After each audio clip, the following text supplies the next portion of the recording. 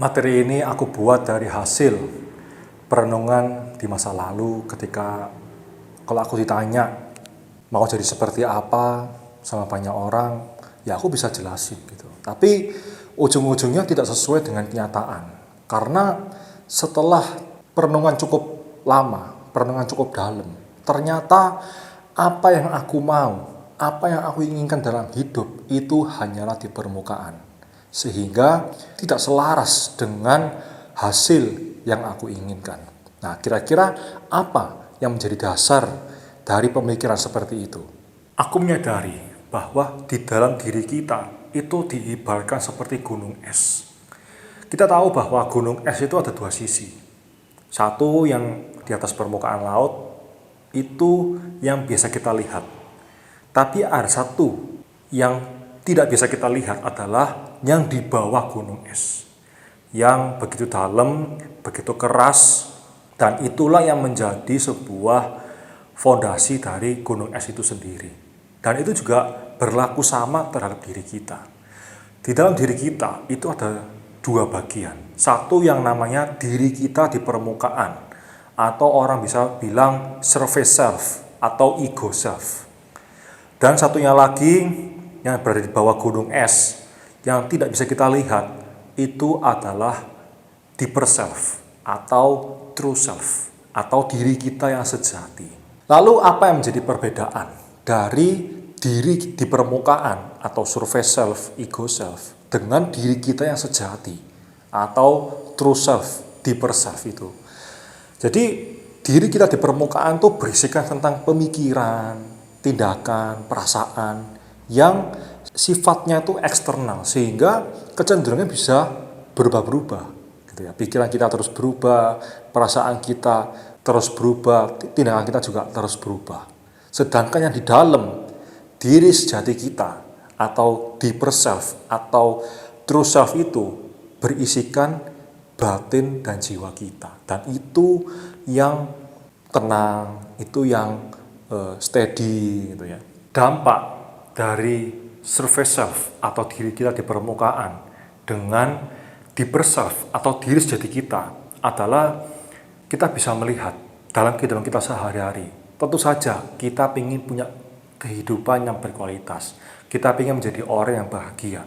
Tapi seringkali karena masih banyak orang yang hanya berfokus kepada apa yang di luar dirinya, berfokus kepada apa yang di permukaan, yaitu surface self tadi, cenderung terjadinya konflik, perseteruan, drama, dan lain sebagainya hanya semata-mata untuk memuaskan egonya. Karena memang di dalam diri kita di permukaan itu membutuhkan validasi dan persetujuan dari orang lain. Itulah dampak ketika kalau kita menaruh diri kita di permukaan atau di luar diri kita. Kita jadi bergantung dengan validasi, persetujuan, afirmasi dari orang lain. Dan ketika itu tidak terjadi atau tidak sesuai dengan apa yang kita harapkan, kita jadi marah, jadi kecewa, sedih, dan lain sebagainya. Sehingga itu yang menjauhkan kita dari tujuan besar kita, yaitu seperti yang ditulis oleh salah satu filsuf dari Yunani kuno, bahwa tujuan hidup terbesar dalam kehidupan manusia adalah menjadi bahagia. Bukan cuma bahagia, tapi tujuan-tujuan besar lainnya yang ingin kita raih itu hanya terjadi kalau kita bisa menyelaraskan dengan diri kita yang sejati. Untuk bisa menyelami diri sejati kita, itu ada satu jembatan yang disebut dengan ego. Jadi tugas kita untuk bisa menyelami diri kita yang sejati adalah dengan menaklukkan ego. Sehingga ketika kita menaklukkan ego, kita bisa menyelami dan akhirnya bisa mengenali diri kita yang sejati, diri kita yang otentik, diri kita yang sebenarnya, mengenai tujuan, pemikiran, perasaan, makna, atau value yang ingin kita anut dalam hidup. Itu semua hanya terjadi kalau kita bisa menyelami diri kita yang sejati. Nah, lalu gimana caranya supaya kita bisa masuk dari diri kita yang di permukaan ke dalam diri kita yang sejati? Yaitu kita bisa lakukan dengan yang namanya meditasi. Meditasi membuat kita semakin peka dan semakin mampu masuk ke dalam diri kita. Terus refleksi diri juga bisa dilakukan. Refleksi, karena dengan refleksi itu adalah sebuah kesempatan atau momen untuk kita bisa mengenali diri kita sendiri, diri kita yang sebenarnya.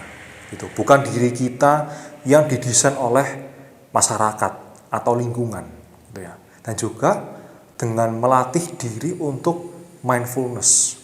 Nah, jadi dengan mindfulness itu belajar tentang keselarasan antara pikiran, perasaan, dan tindakan. Ketika kita melatih itu semua, perlahan kita akan mulai mengenali, oh saya itu originalnya tuh seperti ini. Nah, itu cikal bakal diri kita yang sejati dan awal dari kita ini mau jadi seperti apa, kita mau kehidupan seperti apa, disitulah awalnya. Kesimpulannya adalah bukan tentang mana yang lebih baik antara diri kita di permukaan atau diri sejati, atau surface self, deeper self, ya, bukan tentang mana yang lebih baik, tapi tentang keselarasan antara diri kita yang di permukaan dengan diri kita yang sejati.